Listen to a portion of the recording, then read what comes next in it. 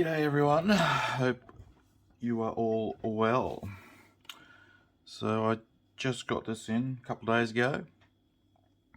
It's box says ICM, it's the 148 AH-1G Arctic Cobra, but this is not ICM's kit, it's Special Hobbies kit. Just as the 132nd version of this model, this aircraft, Special Hobby do a boxing of that, and that is ICM's mold. So ICM do the 132nd, Special Hobby do the 148. I'm going to add some pictures in here of the Special Hobby boxing I did of the AH-1G. I did the boxing was a French, it had French aircraft artwork, but I did the Israeli version.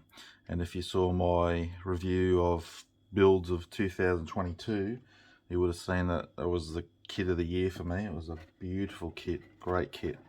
People associate Special Hobby with limited run. Well, it's not always the case. This is a fantastic kit. As usual with ICM, they're near impossible to get into. Alright. Bit of excess in the packaging. Alright, move this. While we're at it, I'll just check out the decals.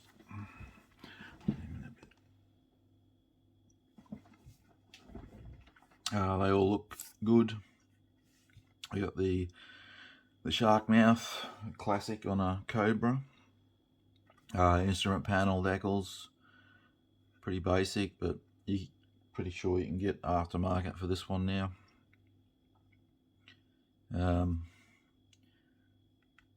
As usual with any complex decal like that, you wonder how it's going to conform to the area on the model, but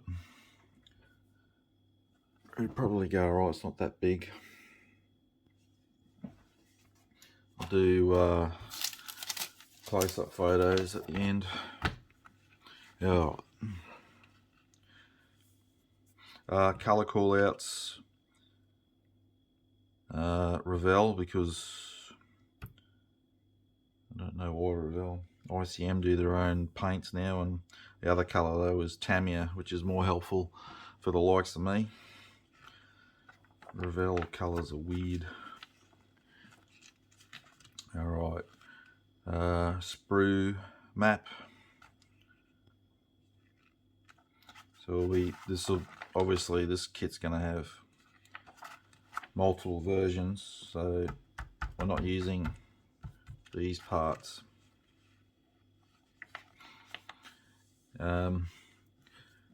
Should be familiar with this, shouldn't I? I don't know. Yeah, so cockpit first.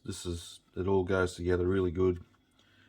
I cannot fault this kit, which is why for me it was the best build I did for the year, even over Tamiya's P38G, which is probably the best engineered kit I've ever done, but just Special Hobby like gone next level. So yeah, cockpit. Interior, you're going to be drilling out holes for which variant you're doing. Nose weight, we need some nose weight. I don't think we'll get to that. I don't think it's included from memory, but and they don't tell you how much, but be a bit of the old balancing trick and see which way it goes when you get the center of gravity on the model. Put the fuselage together, see how far it's tipping, and then add your weight, check it like that. I usually go beyond what works just to be on the safe side. And right, we got armor plating going in. Two different types. there. It's an option which one you want to use. The floor exterior of the aircraft, again, good fit. And we're on to the weapon mount winglets, stabilizers. The only, this is different, bit different to the one I did. The one I did had the exhaust comes upwards towards the top of the aircraft. This one's straight out the back. That was the only thing with that build, was that it was two halves for the exhaust, and I cleaned out the outside obviously so you can see, but I had a bit of a seam inside, but you don't really see it. Although you could take care of it if you really wanted to. Alright, and you got the turret for the guns. So I put the turret on, painted that up as part of the aircraft, and I glued the guns on afterwards to avoid breaks. Tail rotor, skids. I painted them separate, put them on the end. It's just easier to get at everything. Main rotor. For mine, I put magnets. I put a magnet inside and a magnet in there. Drilled it out, only tiny magnets, just so I can remove the rotor if I wanted to. And then when I sit it back in, it's got a good positive fit. Alright, and then we putting the doors on. Again, you can have them open and closed, but it looks nice having them posed open, and you can look inside to the cockpit.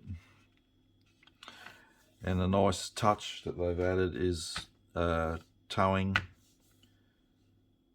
rig, so you can just clip it on the front and put the wheels on the skids like it's being towed, which I also did. And then they're showing you your weapons loadout options and which pylon they can go on. Go on to the colour schemes. Pretty sure they're all the same scheme, just different. One's got the shark mouth, the others do not. And you got this one's Fort Richardson, Alaska, 1969. This one is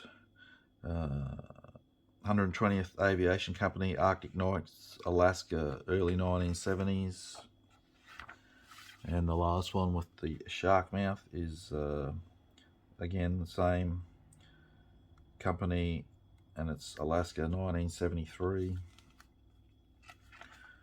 This one also has different paint scheme on the rotor blades. These have got olive and black with yellow tips, olive green that is, and this is black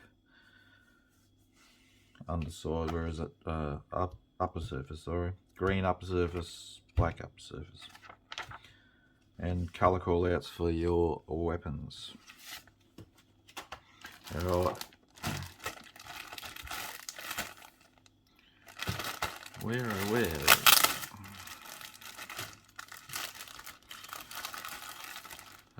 thankfully they've bagged clear parts separate. Alright, there a minute.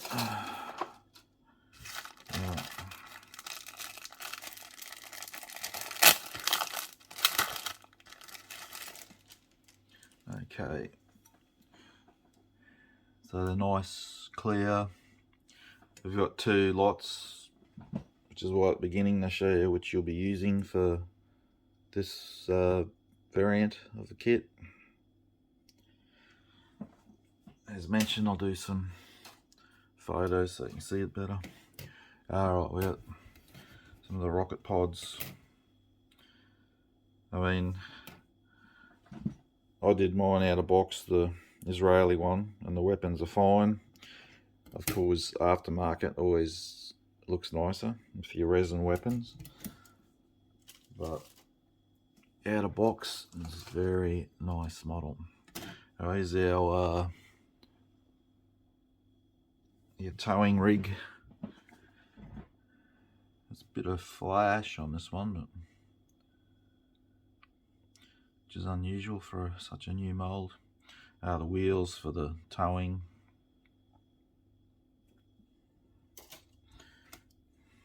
Alright, the cannon pod again. It's nice, very nice, just it's not as good as what a resin one would be, or brass. But I'd probably just do this one out of box. There's another rocket pod. Alright, I'm into the cockpit tub. So this goes together really good. It's got nice moulding in it, nice texture for the rear bulkhead. Seats also nicely done. It's just really nice and crisp. Oh.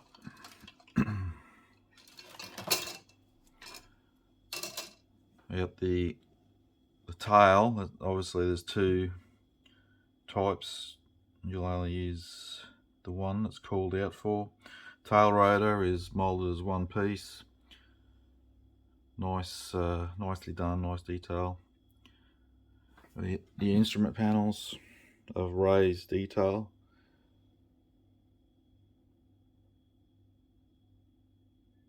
Well, that one's an option of smooth or raised. I use decals over raised ones because it looks better than on the smooth.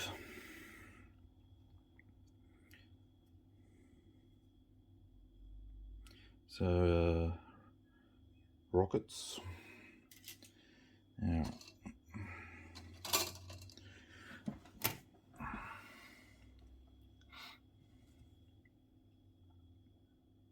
it's parts. Some parts here for the rotor head, a couple pylons, and antenna, tail bump guard. There's a nose turret, gun barrel. You got two versions for the turret and the skids. Just the difference that your skids are thicker support. That's the exhaust I was talking about, the one I did on the Israeli one.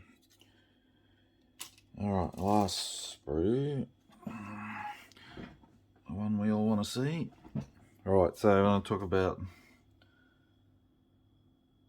beautiful moulding, beautiful detail. So we got recessed, and then we get to the tail. It's all raised rivets. Really nice, really nice. And another thing I like is the main rotor is moulded as one piece.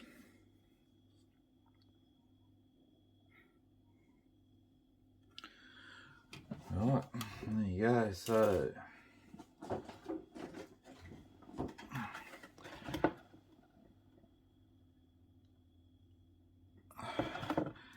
very nice colour scheme. This is why I bought this particular one. It's quite different to your normal olive drab aircraft, and as you can see from the box art, you can have a bit going on with the weathering. I won't be building this one just yet though. I'm pretty helicoptered out at the moment. I have the huge 135th ICM, which I'll be building.